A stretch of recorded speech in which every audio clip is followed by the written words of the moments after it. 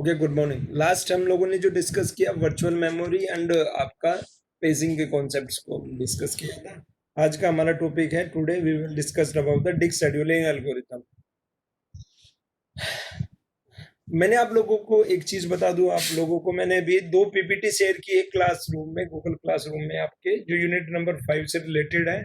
एक लिनक्स पे है और एक विंडो पे, दो केस स्टडीज पे आपको पीपीटी शेयर की है। एक बार आप लोग उन्हें देख लें। ठीक है डियर, चलिए आज का लेक्चर स्टार्ट करते हैं। आज का टॉपिक है मेरा डिस्क शेड्यूलिंग, यानी कि डिस्क शेड्यूलिंग एल्गोरिथम। क्या है ये डिस्क शेड्यूलिंग, इसे समझने की कोशिश करते हैं। एक्चुअली डिस्क शेड्यूलिंग एल्गोरिथम में हम बेसिकली कैलकुलेट करते हैं सीक टाइम। सीक टाइम क्या है? Is the time taken by the arm to move to the required track, यानी कि किसी भी आर्म को रिक्वायर्ड ट्रैक तक पहुंचने में जो टाइम आपका कंज्यूम होगा, उसी टाइम को आप सीक टाइम बोलते हो। बट इसे समझने से पहले कि सीक टाइम क्या है, हम थोड़ा सा समझते हैं स्ट्रक्चर ऑफ द डिस्क।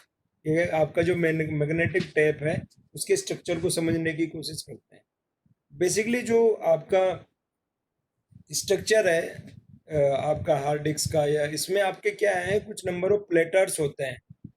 जो आपका मैग्नेटिक डिस्क है वो कंटेन करती है सेवरल प्लेटर्स को, या ये भी कह सकते हैं कि मैग्नेटिक डिस्क क्या है, collection of the several platters. और इन प्लेटर्स के ऊपर क्या है आपके, ये बेसिकली डिवाइडेड होते हैं डिफरेंट ट्रैक्स में। प्लेटर्स के अंदर क्या है, आपके कुछ ट्रैक्स बने होते हैं, और ट्रैक्स के अंदर होते हैं आपके सेक्टर्स।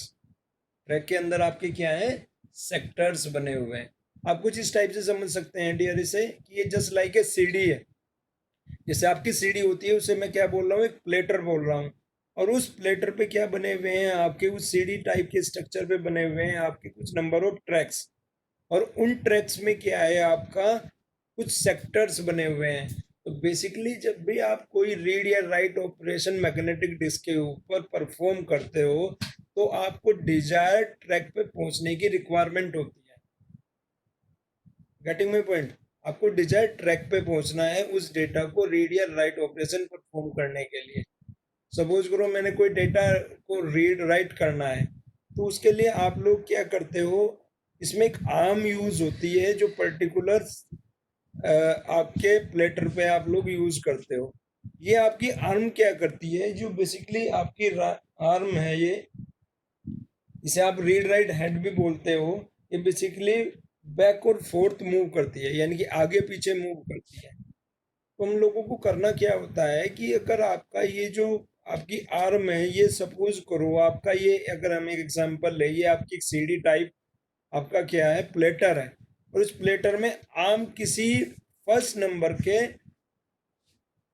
आपके फर्स्ट नंबर के ट्रैक पे इस टाइम पे अवेलेबल है।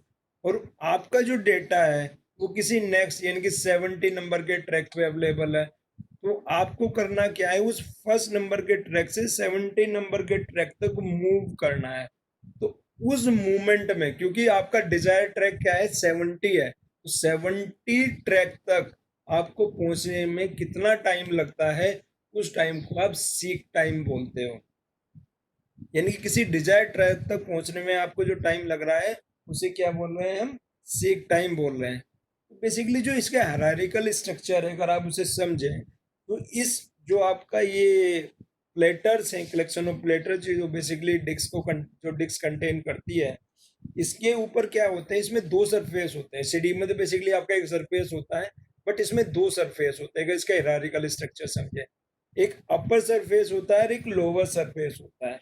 और हर सरफेस पे क्या होते हैं, आपके कुछ नंबर ऑफ ट्रैक्स होते हैं, यानी कि हायरार्की बन गई। सबसे पहले आपके प्लेटर्स होंगे। अगर आप इसे थोड़ा विजुअलाइज करो कि एक प्लेटर्स है, प्लेटर्स के ऊपर क्या है, दो सरफेस है, एक अपर सरफेस है और एक आपका लोअर सरफेस है। और अपर सरफेस और लोअर सरफेस पे आपके क्या बने हुए हैं, कुछ नंबर ऑफ ट्रैक्स बने हुए हैं। और उन ट्रैक्स पे क्या है, आपकी ये रीड राइट आर्म्स लगी हुई हैं। ये क्या करती है, बैक एंड फोर्थ मूव करती है। और उन ट्रैक्स पे आपके क्या कटे हुए हैं, कुछ नंबर ऑफ सेक्टर्स बने हुए हैं। और जो बेसिकली डेटा है आपका स्टोर है, या रीड या राइट ऑपरेशन आप परफॉर्म कराते हो, वो किसी पर्टिकुलर सेक्टर में आपका स्टोर होता है। वहां से ही आपका कोई भी ऑपरेशन परफॉर्म होगा।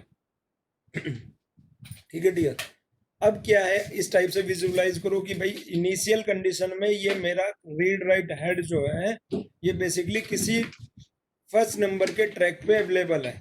अगर मैं इसकी नोटेशन लूं आपके लिए, जस्ट वेट, पेंसिल का यूज कर लेते हैं। सपोज करो ये आपका क्या है, read write head initial condition में आप मानो कि ये किसी ट्रैक नंबर 1 पे है, और ट्रैक नंबर 1 से आपका जो डेटा है जहां पर आपको रीड करना है वो किसी 70 या 75 नंबर के ट्रैक पे अवेलेबल है। तो इस रीड राइट हेड को 1 से लेके 75 तक बैक एंड फोर्थ ये जो मूव करता है, इसे मूव करना है। इस मूवमेंट में जो बेसिकली आपका टाइम लगता है उसी को हम सीक टाइम कहते हैं। और सीक टाइम को ऑलवेज हम क्या करना है, मिनिमाइज करना है।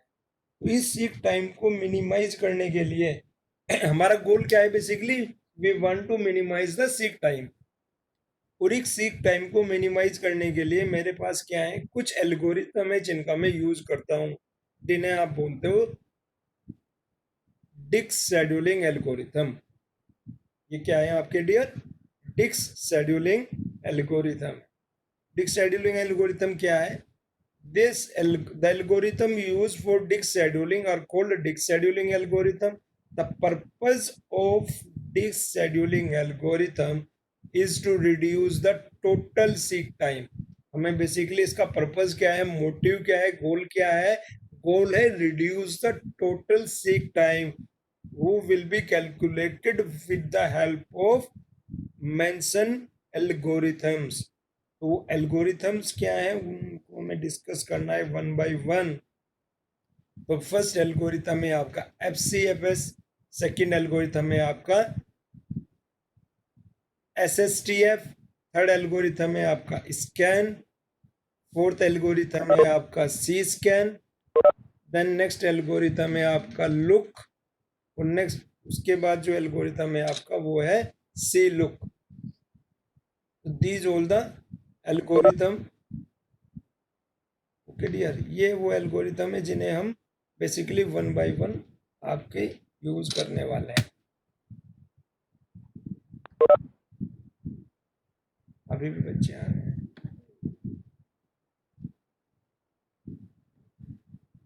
Just start.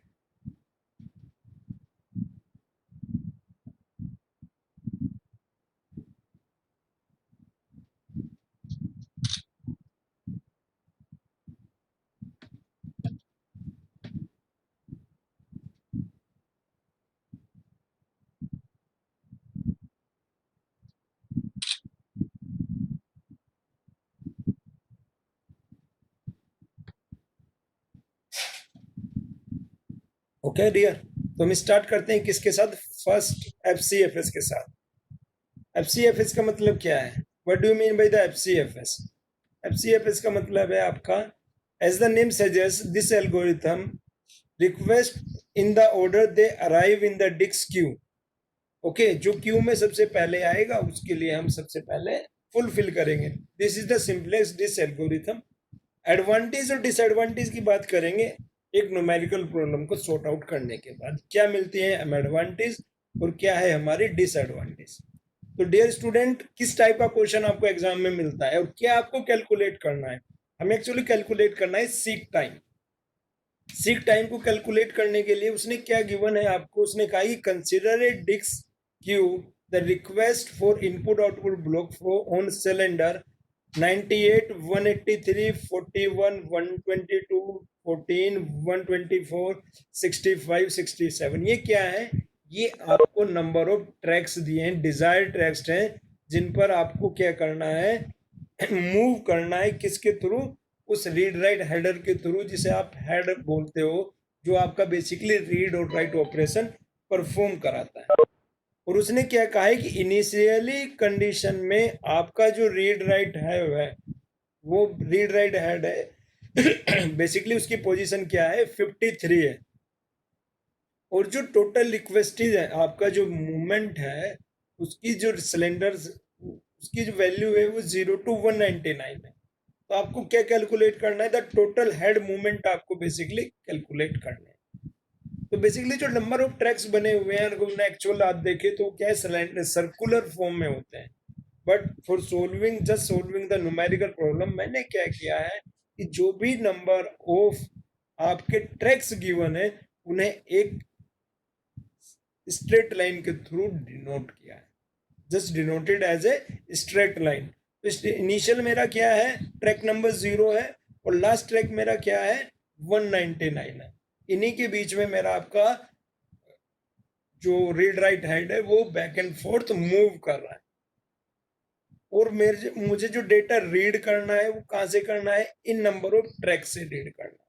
और इनिशियल पोजीशन में मेरा आर्म कहाँ पर है, वो 53 नंबर ट्रैक पे अवेलेबल है। तो 53 नंबर पे मैंने क्या मेंशन किया, इनिशियल कंडीशन में मेरा आर्म अवेलेबल है। इसे कुछ समझते हैं इस टाइप से।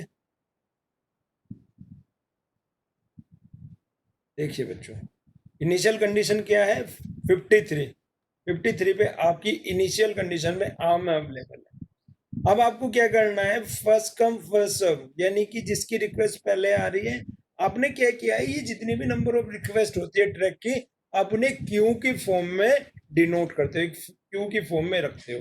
क्योंकि क्या है कि आपका जो डिग्री ऑफ मल्टी प्रोग्रामिंग है उसमें क्या है, इट में भी पॉसिबल एक टाइम पे आपकी डिफरेंट रिक्वेस्ट आए और जो डिफरेंट डेटा है पर्टिकुलर लेटर के डिफरेंट सेक्टर्स में इट में भी पॉसिबल वो आपका अवेलेबल होगा।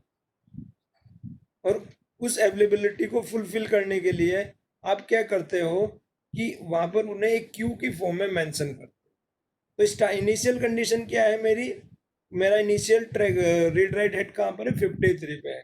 मुझे मूव करना है किसके लिए, 98 के लिए। तो मैंने क्या किया, इसे 98 के लिए मूव करा है। अब क्या है, आपका जो नंबर ऑफ मूवमेंट है वो यहाँ पर से आप कहीं ना कहीं आप कैलकुलेट करोगे।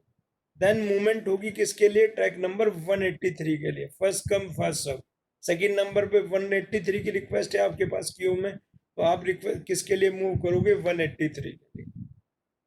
देन आपकी रिक्वेस्ट है 41 के लिए, देन आपने मूवमेंट किया किसके लिए 41 के लिए, ये आपने किसके लिए मूवमेंट किया है 41 के लिए। देन आपने मूवमेंट किसके लिए किया है 122 के लिए, फिर आपकी रिक्वेस्ट किसकी थी 122 की।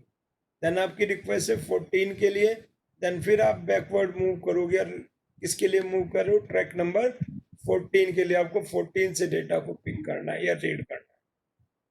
देन आप किसके लिए कर रहे हो 124 के लिए, simple first come first serve basis पे। देन आप मूव किसके लिए कर रहे हो 65 के लिए, 65 की अवेलेबिलिटी आपकी यहाँ पर है। और देन आप मूव कर रहे हो किसके लिए 67 के लिए। इस टाइप से आपका मूवमेंट होगा किसका, रीड राइट हेड का ऑन ए पर्टिकुलर ट्रैक। तो आप फिर यहाँ पर क्या करते हो, टोटल हेड मूवमेंट इन अकर वो सर्विंग द रिक्वेस्ट। इस रिक्वेस्ट को सर्व करने के लिए आपने अब कितना मूवमेंट किया वही आपका टोटल सीक टाइम होगा। उसे कैलकुलेट करने के लिए मैं क्या करूँगा, बस इनिशियल पोजीशन मेरी क्या थी 53 डियर, 53 से मैंने मूव किसके पास किया था 98 के लिए। तो कितना हेड मूवमेंट किया मैंने, वो आप कैलकुलेट करोगे 98 माइनस 53। तो 98 से माइनस 53 आपने किया, प्लस देन आप 98 से कहाँ पर गए 183 पे। तो सेकंड मोमेंट कितना है मेरा 183 माइनस 98 मैंने किया, देन प्लस, देन फिर मोमेंट मेरा कितना है 183 से 41 तक। तो आपका 183 माइनस 41 आपने मूव किया। देन आपका मूवमेंट कहाँ तक है, आपका मूवमेंट है 122 तक। तो फिर आपने कितना माइनस किया 122 से आपने माइनस किया है 41 को, सॉरी 41 को, करेक्ट। देन आपका मूवमेंट क्या है 41 से आपका 122 है। आप 41 से 122 माइनस मत कीजिएगा क्योंकि वो वैल्यू आपकी क्या हो जाएगी, नेगेटिव में होगी। और हमें क्या करना है, नंबर ऑफ ट्रैक्स कितने आपने कवर किए हैं तो वो वैल्यू ऑलवेज आपकी क्या होगी, पॉजिटिव होगी। तो आप लोग क्या करोगे 122 से 41 आपका मूवमेंट हुआ है तो वो आप माइनस कर दोगे। देन प्लस उसके बाद आप 122 से गए थे 14 पे, तो 124 से 14 को आप माइनस कर दोगे। ठीक है ना। उसके बाद आप क्या करोगे, 124 से आप कहाँ पर गए हैं, 65 पे माइनस किया, फिर 67 से 65, ये लास्ट वाला आपने माइनस किया, और आपने इन सब को कैलकुलेट किया और वैल्यू मिली आपको 632। 632 क्या है, टोटल सीक टाइम है जो आपने इन सारी रिक्वेस्ट को फुलफिल करने के लिए, इन सारी रिक्वेस्ट को फुलफिल करने के लिए आपने जितना भी मूवमेंट किया है उसकी वैल्यू क्या है, 632 दिस। तो ये क्या आपका क्या है, first come first serve algorithm है। कुछ बच्चों की रिक्वेस्ट आ रही है, सर ये इस पीडीएफ को शेयर करना, मैं शेयर करूंगा इस लेक्चर के बाद इस पीडीएफ को आपको। ओके गाइस, अब समझते हैं कि इसकी एडवांटेज क्या हो सकती है, डिसएडवांटेजेस क्या है। एडवांटेज मैंने लिखी है, it is simple, easy to understand and implementable है। दैट मीन्स हम first come first serve basis पे अपनी रिक्वेस्ट को फुलफिल करेंगे और first come first serve basis पे हम इन रिक्वेस्ट को कंप्लीट करेंगे। That it does not cause starvation to any request, कोई स्टारवेशन की कंडीशन भी आपकी अकर नहीं होगी, क्योंकि किसी को भी एक लॉन्ग रन के लिए, लॉन्ग टाइम के लिए कहीं ना कहीं वेट करने की रिक्वायरमेंट नहीं है। रीजन बिहाइंड दैट, क्योंकि we are handle the request on the basis of first come first serve basis. At disadvantage, yes, it may be, it result in increased total seek time. Okay. बिल्कुल आपका जो total seek time होगा वो increase होगा definitely, और हम minimise चाहते हैं, और इट इज इनएफिशिएंट बोल सकते हैं, क्योंकि आपको क्या करना है, मिनी आपका मोटिव क्या था, आपका मोटिव था मिनिमाइज करना सीक टाइम को, बट यहाँ पर क्या हो रहा है, सीक टाइम आपका इंक्रीज हो रहा है, काफी ज्यादा सीक टाइम आपको मिला।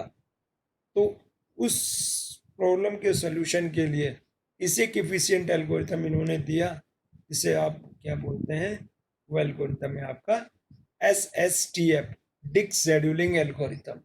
SSTF नाम से अवेयर है आप लोग, पहले भी बहुत सारे एल्गोरिथम इस नाम से आए हैं। SSTF stand for shortest seek time first, जिसका सीक टाइम कम होगा हम उसे ही हैंडल करेंगे इन case of SSTF।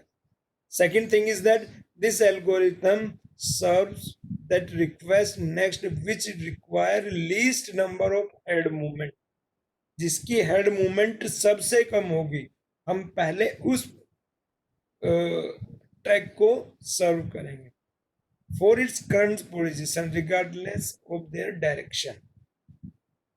It break the time the direction of head movement, ये सब बातें करेंगे न्यूमेरिकल्स में। एडवांटेज डिसएडवांटेज देखेंगे बाद में, क्योंकि पहले हम प्रॉब्लम को सोल्व करेंगे, देन हम देखते हैं क्या क्या प्रॉब्लम और क्या क्या बेनिफिट्स हमें मिलते हैं। तो लेट्स स्टार्ट।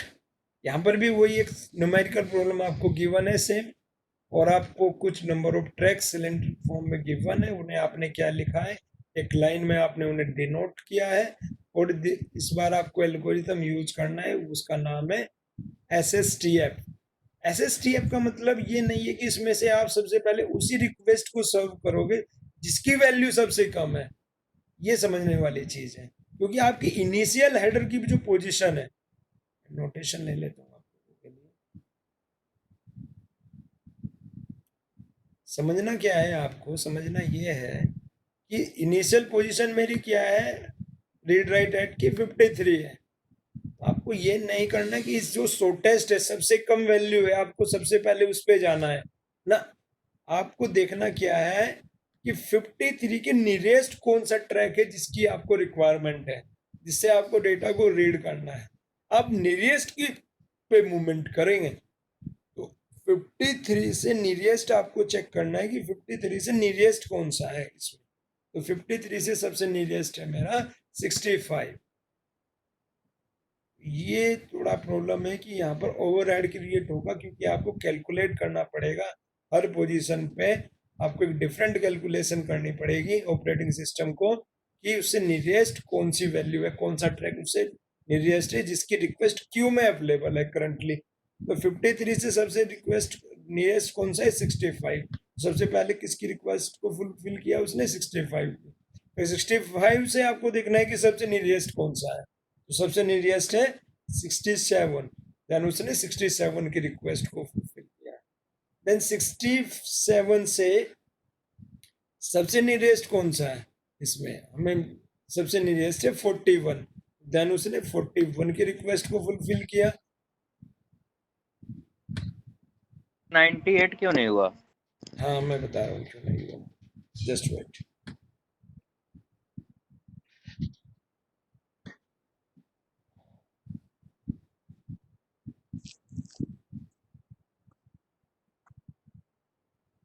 Just wait.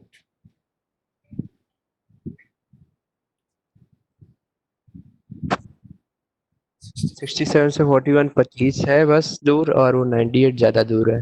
98 है, 98 माइनस 67 कितना हुआ बच्चे? 2 32। और 9 में से 6 गए, 32।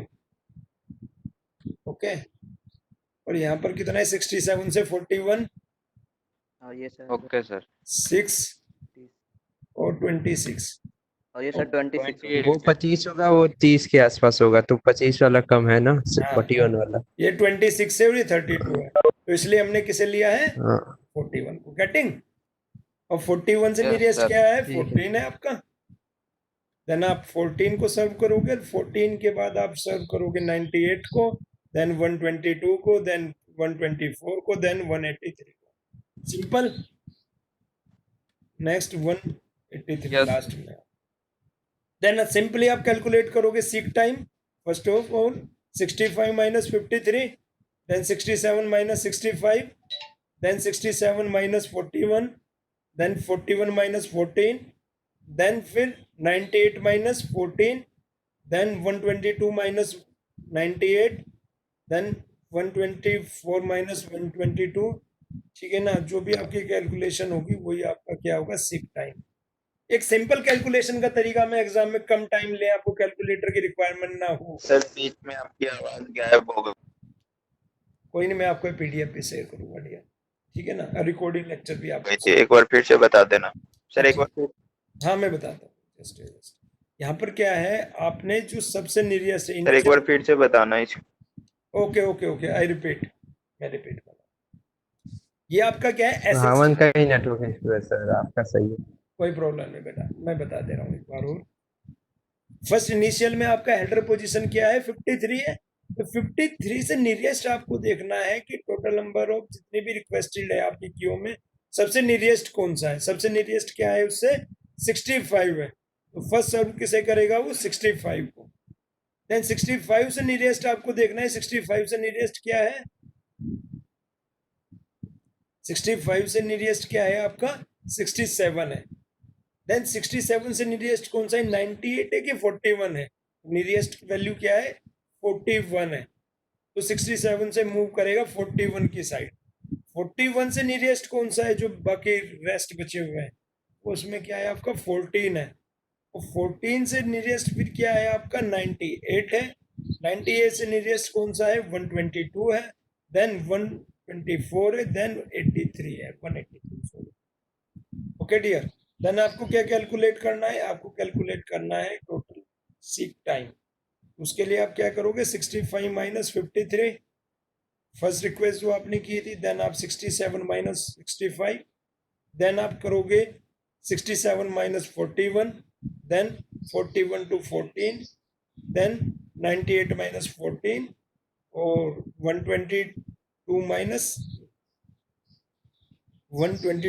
98, देन 124 माइनस 122, और लास्ट में 183 माइनस 120।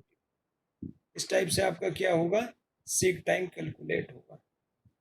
तो टोटल सीक टाइम कितना है? 236 मेरा कैलकुलेट हुआ। ओके डियर, यहाँ पर देखते हैं एडवांटेज और डिसएडवांटेज की बात करते हैं इसमें। तो टेस्ट जो फर्स्ट में, it reduce the total seek time as compared to FCFS. Okay dear, FCFS a better algorithm है. Reason, seek time is reduced as compared to FCFS. It provides increased throughput, definitely. Third one is it provide less average of response time and waiting time. हाँ ये भी हो सकता है. Disadvantages क्या है? There is an overhead of finding out the close request. ये सबसे बड़ी disadvantage है. आपको ओवरहेड क्रिएट होगा क्योंकि हर रिक्वेस्ट में आपको नियरेस्ट और क्लोजेस्ट बेसिकली ट्रैक को फाइंड आउट करना है, then you have to move that. तो यहाँ पर क्या होगा, थोड़ा सा ओवरहेड आपको कहीं ना कहीं क्रिएट होगा। The request which are far from the head might for the CPU, that means हाँ, जो रिक्वेस्ट आपके हेड से लॉन्गेस्ट डिस्टेंस पे होगी वहां पर इट में भी स्टारवेशन की लिटिल बिट कंडीशन अकर हो। It provide high variance in response time and waiting time. हाँ, हाई वेरिएंस होगा इसमें अगर वेटिंग टाइम और रेस्पॉन्स टाइम की आप बात करें। Switching the direction of head frequently slow down this algorithm. Direction हमें बार बार चेंज करनी है, कभी हम राइट जा रहे हैं, कभी हम लेफ्ट मूवमेंट कर रहे हैं, तो आपका डायरेक्शन चेंज में फ्रिक्वेंटली मूवमेंट हो रहा है, तो उससे हो सकता है आपका स्लो डाउन हो जाए algorithm as compare to FCFS। Okay dear, अब इन दोनों एल्गोरिथम से बेटर अप्रोच आई उसे बोला गया स्कैन डिक्स शेड्यूलिंग एल्गोरिथम। ये क्या है, ये जस्ट एल्गोरिथम जो बेसिकली आए हैं just reducing the seek time, और कहाँ पर हमें सीक टाइम कम से कम मिले, क्या क्या ओवरहेड्स को हम बेसिकली सॉर्ट आउट कर सकते हैं, कितना हम मिनिमाइज कर सकते हैं, क्या एक एडवांटेज है एक एल्गोरिथम में, और how can rectify this problem into the next algorithm. तो नेक्स्ट एल्गोरिथम में कहीं ना कुछ इम्प्रूवमेंट आए। तो इन दो एल्गोरिथम के बाद जो तीसरा एल्गोरिथम दिया उसे बोला गया स्कैन डिक्स scheduling algorithm. Scan scheduling algorithm क्या कहता है, is the name suggest this algorithm scan all the cylinder of the disk back and forth. मैंने बोला ये बैक एंड फोर्थ चलती है आपका। Head start from the one end of the disk and move toward the other hand serving all the request in between. Scan क्या कह रहा है, स्कैन कहता है कि अगर आपने एक डायरेक्शन से चलना शुरू किया तो फर्स्ट ऑफ ऑल उस डायरेक्शन की सारी रिक्वेस्ट को आप फुलफिल करें, उसके बाद जब दूसरी डायरेक्शन में है तो उस डायरेक्शन की सारी रिक्वेस्ट को आप फुलफिल करें, तो क्या होगा, आपको बेटर रिजल्ट्स मिलेंगे। फिर वो क्या कहता है कि after reaching the other hand head reverse the direction. एक डायरेक्शन में लास्ट तक जाने के बाद आप डायरेक्शन को क्या करोगे, चेंज करोगे, रिवर्स करोगे और move toward the starting end and serve all the request between them. और बैक साइड में जितनी भी आपकी रिक्वेस्ट आएंगी आप उन सबको क्या करोगे, हैंडल करोगे, उन सबको सर्व करोगे। The same process is repeat. इस प्रोसेस को आप रिपीट करोगे अंटिल तब तक आपकी सारी रिक्वेस्टेड फुलफिल नहीं होती। इसे समझने के लिए बेसिकली उसने लिखा एक elevator algorithm, it's work like a elevator. ये एलिवेटर के अकॉर्डिंग वर्क करता है। कैसे वर्क करता है, कैसे एलिवेटर प्रॉब्लम कहते हैं उसे न्यूमेरिकल के थ्रू समझने की कोशिश करते हैं, ठीक है ना। आज ये 3 न्यूमेरिकल प्रॉब्लम कराते हैं, बाकी 3 कराएंगे नेक्स्ट लेक्चर। देखिए बेटर अप्रोच है आपके स्कैन डिक्स एल्गोरिथम। इसमें क्या है, आपको सेम क्वेश्चन गिवन है, स्कैन एल्गोरिथम का यूज करना है। SSTF फिर से बताइए। SSTF रिपीट करना है,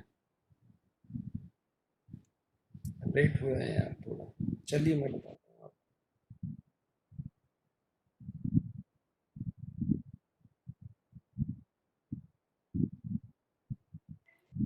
SSTF में अमित कहाँ प्रॉब्लम आई है, अमित SSTF में कहाँ प्रॉब्लम है आपको? I am audible to you? Hello, हाँ जी अमित।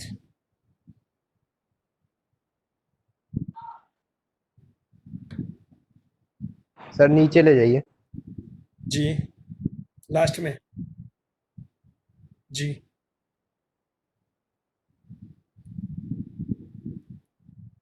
सर दिख नहीं रहा। जी रहा, बताएं। सर ये जो कैलकुलेट कर लिया उसके बाद क्या करना है इसका, टोटल हेड मूवमेंट का? टोटल हैंड मूवमेंट कैसे कैलकुलेट करना है? नहीं, ये कैलकुलेट करने के बाद क्या करना है सर? कैलकुलेट करने के बाद आपको ये आपका आउटपुट है 236 आया ना, दैट मीन्स ये टोटल सीक टाइम है। कि इन सब रिक्वेस्ट को फुलफिल करने के बाद आपका टोटल सीक टाइम कितना कैलकुलेट हुआ है। सर टाइम का कोई यूनिट नहीं होगा यहाँ पे? सीक टाइम, चलिए ठीक। हाँ, ओके, ये टाइम का यूनिट क्या होगा, ये अच्छा और क्वेश्चन उसके है। बाद जो एक और बताया सर, वो वाला जो प्लेन जैसे लाइन की तरह जा रहा था। हाँ, वो भी मैं स्टार्ट करने वाला हूँ, वो स्टार्ट करने वाला हूँ। ठीक। ओके, ये बेटा इसकी यूनिट क्या होगी, हार्ड डिस्क की वैसे तो आपके जो कंप्यूटर है उसकी परफॉर्मेंस हम नैनो सेकंड में कैलकुलेट करते हैं, but in case of the disk scheduling algorithm हम इसे मिली सेकेंड्स बोल सकते हैं कि इतना टाइम उसने सीक टाइम लिया है हेड को मूवमेंट होने के लिए। Okay dear, okay sir, yes sir. Scan देखते हैं। स्कैन एल्गोरिथम में क्या है कि इनिशियल पोजीशन में क्या है आपका हेडर, नोटेशन ले लेता हूं मैं। इनिशियल पोजीशन क्या है, 53 है। तो स्कैन एल्गोरिथम क्या कहती है आपको, एक चीज आपको गिवन होगी कि इनिशियल पोजीशन से आपको हाईएस्ट वैल्यू की साइड मूवमेंट करना है कि लोवेस्ट वैल्यू की साइड फर्स्ट मूवमेंट करना है। ये कहीं ना कहीं आपको लार्जर वैल्यू की साइड किया, आपको स्मॉलर वैल्यू की साइड मूवमेंट करना है, ये क्वेश्चन में गिवन है। ओके डियर, जैसे इसमें लिखा था head is initially at cylinder number 53 and moving to the largest cylinder number. तो इसने क्या बोला है कि हम इनिशियली किसकी साइड मूवमेंट करेंगे, लार्जर सिलेंडर नंबर की साइड मूवमेंट करेंगे। ओके डियर, तो इनिशियल पोजीशन क्या है 53, 53 से लार्जर में सबसे पहले कौन सी रिक्वेस्ट मिलती है उसे, 65। उसने क्या किया, 65 को सर्व किया। उसके बाद लार्जर में नेक्स्ट रिक्वेस्ट मिलती है 67, उसने 67 को सॉर्ट आउट किया। देन उसे कौन सी मिलती है 98, उसने 98 को सर्व किया। देन नेक्स्ट वैल्यू है 122, फिर उसने 122 को सर्व किया। देन उसके बाद रिक्वेस्ट है 124, 124 को सर्व किया। देन है 183। ओके गाइस, और 183 और लार्जर साइड में लास्ट है आपकी वैल्यू 199, बट 199 आपके क्वेश्चन में कहीं पर अवेलेबल नहीं है।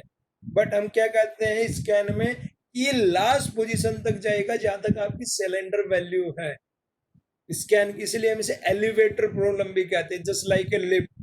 लिफ्ट क्या है कि हम क्या मान के चलते हैं कि सपोज करो कि मेरी किसी बिल्डिंग में लिफ्ट है, उसमें 9 फ्लोर्स हैं और रिक्वेस्ट करंट में रिक्वेस्ट मेरी कितनी है, अगर ये स्टैटिक आप रिक्वेस्ट ही समझे, 9 तक ही मेरा क्या नाम है एलिवेटर गया और 9 से क्या वो रिटर्न होगा। तो एलिवेटर में क्या है वो हम क्या मान के चलते हैं कि डायनेमिकली अगर कोई और रिक्वेस्ट आती है तो हम लास्ट तक जाएंगे और लास्ट में आने के बाद ही हम कहीं ना कहीं बैक साइड मूवमेंट करेंगे। तो जब एलिवेटर चलेगा एक बार तो ये लास्ट तक जाएगा जहां तक भी आपके नंबर ऑफ सिलेंडर की आपकी लेंथ है। तो मैक्सिमम लेंथ क्या है 199 है, बट 199 पे उसकी कोई रिक्वेस्ट नहीं है, बट यहाँ से क्या होगा वो रिटर्न होगा और बैक साइड करता हुआ आपकी जो भी रिक्वेस्ट मिलेगी उसे उसे वो सर्व करेगा।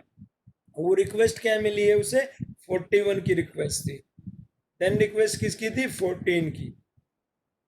यानी कि आपका जो स्कैन एल्गोरिथम है वो पहले टूवर्ड्स द हाईएस्ट पोजीशन जो इसने बोला है मूवमेंट किया है उसने, और उसके बाद उसने जो मूवमेंट किया है वो क्या है, सॉरी एक मिनट, एक बच्चे की रिक्वेस्ट आ रही है। उसने फिर रिक्वेस्ट आपका जो लोवेस्ट साइड के लिए मूव किया है।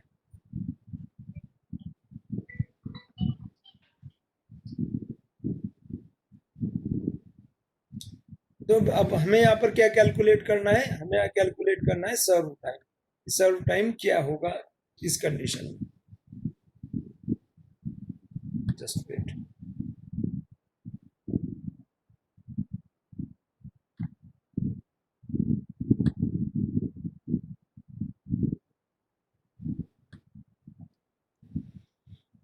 ओके डियर, सर्व टाइम आपको क्या करना है, कैलकुलेट करना है। तो इनिशियल में क्या होगा 65 minus 53, then 67 minus 65, 98 minus 67, 122 minus 19 98, और लास्ट तक आप ये भी कैलकुलेट करोगे 199 माइनस 83, यहाँ पर रिक्वेस्ट नहीं थी बट आपके हेड ने तो मूवमेंट किया है ना, और लास्ट में आपका क्या होगा 199 माइनस 41, देन 41 माइनस 14। इस टाइप से आप क्या कर लोगे, सीक टाइम को कैलकुलेट करोगे। सीक टाइम आपका कैलकुलेट हुआ। कैलकुलेट करने का एक और तरीका मैं आज बताता हूँ, उसका अल्टरनेट सोल्यूशन। आप वन बाय वन सारी वैल्यूज को माइनस मत करो, इसे ध्यान से समझना। आप क्या करो कि एक साइड मूवमेंट को लास्ट तक देखो कि लास्ट तक आपका कितना मूवमेंट हुआ है वन डायरेक्शन में। सपोज करो वन डायरेक्शन में मेरा मूवमेंट है 199 मैक्सिमम, तो 199 से आप 53 को माइनस कर दो। आप क्या कर लो, जैसे मैंने किया है इसमें 199 से 53 को माइनस कर दो, और फिर आप क्या कर दो, राइट हैंड साइड पे कितना मैक्सिमम मूवमेंट हुआ है एक साइड में 199 से 14 तक हुआ है, तो आप क्या करो 199 से 14 को माइनस कर दो, सिंपल वैल्यू आपकी इक्वल आएगी। यानी कि इससे क्या होगा, आपने जो स्टेप्स के जो सोल्यूशन कर रहे थे इस टाइम में बार बार आपको माइनस करना था, उसकी रिक्वायरमेंट नहीं होगी। आप केवल एक डायरेक्शन में देखना है कि मैक्सिमम कहाँ तक गया है, तो एक डायरेक्शन में मैक्सिमम गया है 199 तक, तो 199 से 53 माइनस करना है, और फिर दूसरी डायरेक्शन में आपको 199 से 14 आपको माइनस करना है, देन आप कैलकुलेट कर सकते हो अपना सीक टाइम। बट इस एल्गोरिथम के साथ भी कुछ डिसएडवांटेजेस हैं, और उन डिसएडवांटेजेस को हम डिस्कस करेंगे सी स्कैन में, कि इससे भी बेटर परफॉर्मेंस क्या हमें मिल सकती है। यस, हमें मिल सकती है, तो उसके लिए नेक्स्ट एल्गोरिथम है सी स्कैन।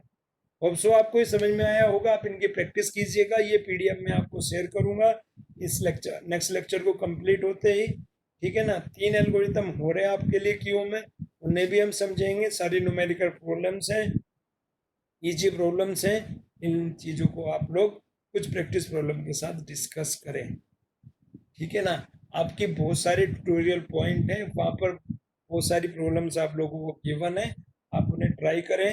किसी बच्चे को समझ में नहीं आती, आप कॉल करके मुझे बोल सकते हैं, आप लोग मैसेज कर सकते हैं, और किसी भी टाइप के नोट्स की आपको रिक्वायरमेंट है तो मुझे आप उसके लिए इंटीमेट करें। मैं विद इन 1 और 2 डेज आपको सारी स्टडी मटेरियल जो भी आपको रिक्वायर्ड है वो आपको प्रोवाइड करा दूंगा, ठीक है डियर। किसी की कोई क्वेरी इससे रिलेटेड तो आप पूछ सकते हैं स्पीकर। मनीष चौरसिया जी कुछ कहना चाह रहे हैं जी, मैसेज टाइप भी कर सकते हैं आप। मनीष जी आपकी आवाज नहीं आ रही मेरे तक।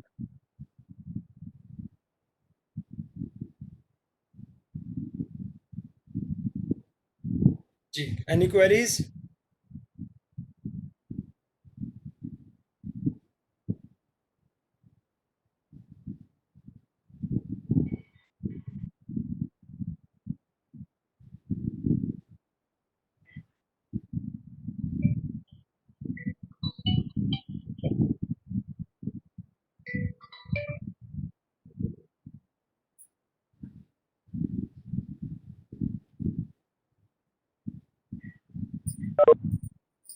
जी, पूछिए क्वेश्चन, किसी को पूछना है कुछ? ओके, नो प्रॉब्लम, ठीक है, आप लोग इन्हें डिस्कस करें, मैं ये पीडीएफ आपको जल्दी से। Thank you for attending this lecture. Thank you बच्चों, मिलते हैं नेक्स्ट लेक्चर में ओके सर। नए thank numerical you problem. Sir. Okay, welcome okay बच्चों, सर। Thanks for coming.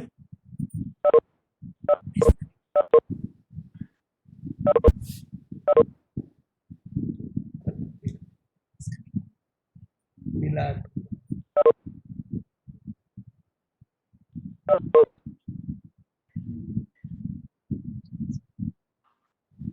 16%.